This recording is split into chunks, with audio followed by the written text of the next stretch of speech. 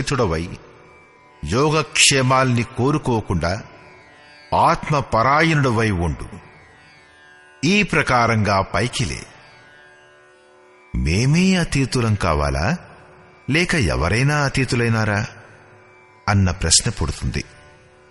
శ్రీకృష్ణుడు ఇలా అంటాడు: ఎవరైతే అతీతులవుతారో వారే బ్రహ్మను తెలుసుకుంటారు. ఎవరైతే బ్రహ్మను తెలుసుకుంటారో వారే విప్రులు.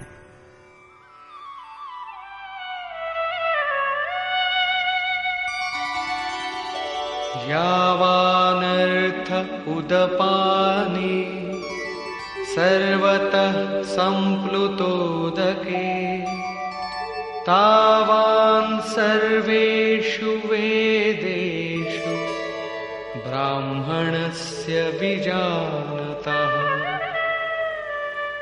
అన్ని వైపులా పరిపూర్ణమైన జలాశయాన్ని పొందిన మనుష్యునికి ఒక చిన్న జలాశయంతో ఎంత ప్రయోజనం ఉంటుందో, చాలా బాగా బ్రహ్మను తెలుసుకున్న బ్రాహ్మణునికి వేదాలతో అంతే ప్రయోజనం ఉంటుంది. తాత్పర్యం ఏమిటంటే, ఎవరైతే వేదాల కన్నా పైకి లేస్తారో వారే బ్రహ్మను గురించి తెలిసినవారు, వారే బ్రాహ్మణులు. అంటే నీవు వేదాల కన్నా పైకి లేచి బ్రాహ్మణుడు కమ్ము. అర్జునుడేమో క్షత్రియుడు, శ్రీకృష్ణుడేమో బ్రాహ్మణుడివి కమ్ము అంటున్నాడు. బ్రాహ్మణుడు, క్షత్రియుడు మొదలైన వర్ణాలు స్వభావం యొక్క సామర్థ్యాలకు పేర్లు. ఇవి కర్మ ప్రధానమైనవి, జన్మచే నిర్ధారితమయ్యే ఏదో ఆచారం కాదు.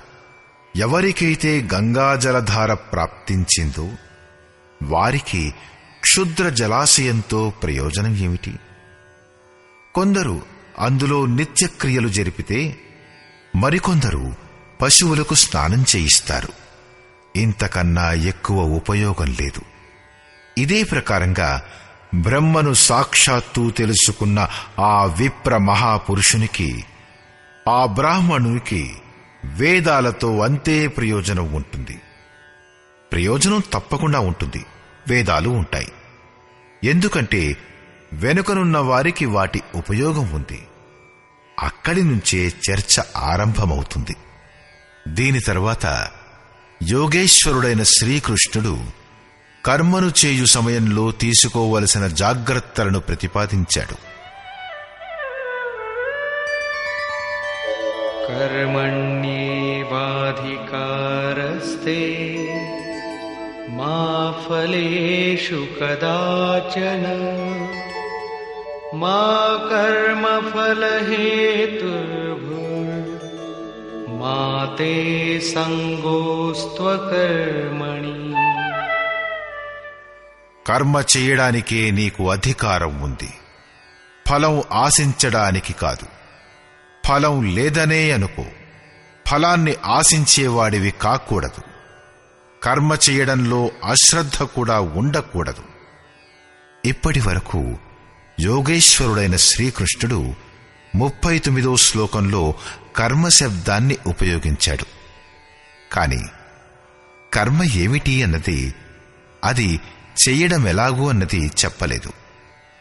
ఆ కర్మ యొక్క విశిష్టతలను స్పష్టం చేస్తూ ఇలా చెప్పాడు: అర్జున, ఈ కర్మ వలన నీవు కర్మల యొక్క బంధం నుంచి ముక్తుడవవుతావు. అర్జున, ఇందులో ఆరంభం యొక్క అంటే బీజం యొక్క నాశనం లేదు. మొదలు చేసిన తరువాత దానిని నశింపచేసేందుకు ప్రకృతి వద్ద ఏ ఉపాయమూ ఉండదు. అర్జున, స్వర్గం, రిద్దులు మరి సిద్ధులలో ఎరికించి నిలబెట్టునటువంటి సీమిత ఫలరూపమైన దోషం కూడా ఇందులో లేదు. అర్జున, ఈ కర్మ యొక్క స్వల్ప సాధన కూడా జన్మ మరణాల భయం నుంచి ఉద్ధరించేదే అవుతుంది. కాని ఇప్పటి వరకు ఈ కర్మ ఏమిటన్నది అతను చెప్పలేదు. ఎలా చెయ్యాలి? ఈ అధ్యాయంలోని 41వ శ్లోకంలో అతను అంటాడు: అర్జున, ఇందులో నిశ్చయాత్మకమైన బుద్ధి ఒక్కటే, క్రియ ఒక్కటే. అంటే అనంత క్రియలు చేసేవారు భజన చెయ్యరా? శ్రీకృష్ణుడు ఇలా అంటాడు, వారు కర్మ చెయ్యరు. దానికి కారణం చెబుతూ అతనిలా అంటాడు, అవివేకుల బుద్ధి అనంత శాఖలు కలదై ఉంటుంది. కాబట్టి వారు అనంత క్రియలను విస్తరింపచేసుకుంటారు. వారు భేషజమైన శోభాయుక్త మాటలతో ఈ క్రియల్ని వ్యక్తం కూడా చేస్తారు. వారి మాటల ముద్ర ఎవరి మనస్సుపై పడుతుందో వారి బుద్ధి కూడా నష్టమైపోతుంది. కనుక నిశ్చయాత్మక క్రియ ఒక్కటే, కాని ఆ క్రియ ఏమిటి అన్నది అతడు చెప్పలేదు. 47వ శ్లోకంలో అతను ఇలా అంటాడు, అర్జున, కర్మ చెయ్యడానికే నీకు అధికారం ఉంది, ఫలం ఆశించడానికి లేదు. ఫలాన్ని ఆశించేవాడివి కాకు. కర్మను చేయడంలో అశ్రద్ధ చూపకు. అంటే నిరంతరం చేయడానికై అందులో లీనమై కర్మను చేస్తూ ఉండు.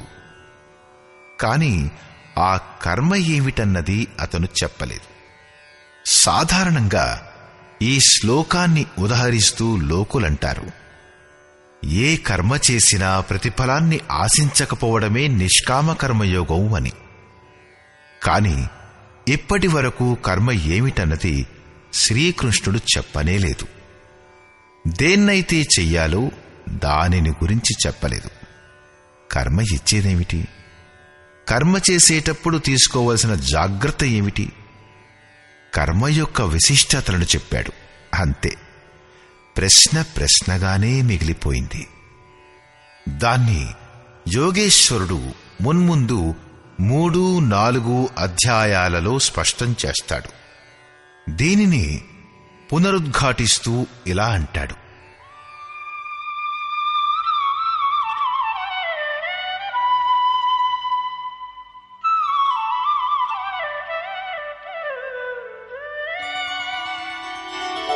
योगस्थः कुरु कर्माणि संगं त्यक्त्वा धनञ्जय सिद्ध्यसिद्ध्योः समो भूत्वा समत्वं योग उच्यते.